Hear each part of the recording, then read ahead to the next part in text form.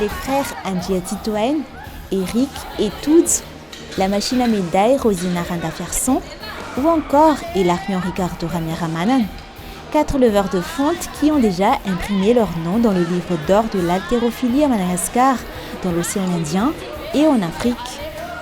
Depuis quelques années, ces athlètes n'ont jamais déçu lors de leur sortie continentale, mais leur âge avance et la Fédération malgache d'haltérophilie pense déjà à la relève.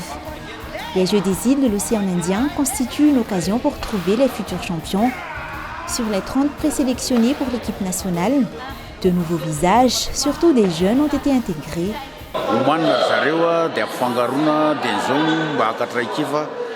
Miaramena ny atao hoe tsy n'importe qui dia anao ekipa nationale lafa manana niveau anao matotonga aty dia kolokoloina ny ankizy mba hizatra tsikelikely afahany participer amin'ny jeux isan-karazany. Sur ces 30 leveurs de fonte, seuls 20 participeront aux Jeux des îles. Ces jeunes devront donc travailler dur pour concurrencer leurs aînés qui sont encore au top pour les Jeux. Pour la Fédération malgache d'haltérophilie, le projet sur ces jeunes s'inscrit dans le long terme. Hatramin'izay dia efa napetraka eo amin'ny taranja fibatana fonjam-by ny fahazahoana medaly betsaka.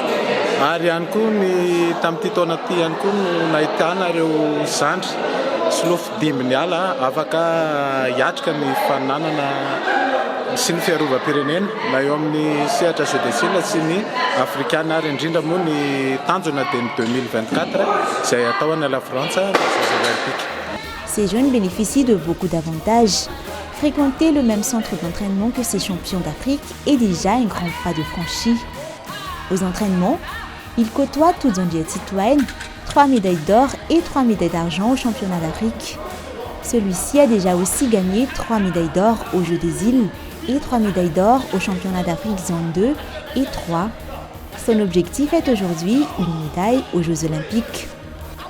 Aux côtés de ces jeunes qu'il se dit prêt à accompagner, il se rappelle ses débuts quand il a été sélectionné en équipe nationale à l'âge de 16 ans. Et aujourd'hui, son rêve est de voir ces jeunes faire mieux que lui et le dépasser. Ny mandroso ny taona dia hitantsika fa mety hanora foana ny atleta mandrafitra ny ekipam-pirenena ho an'ny fibatana fonjam-by.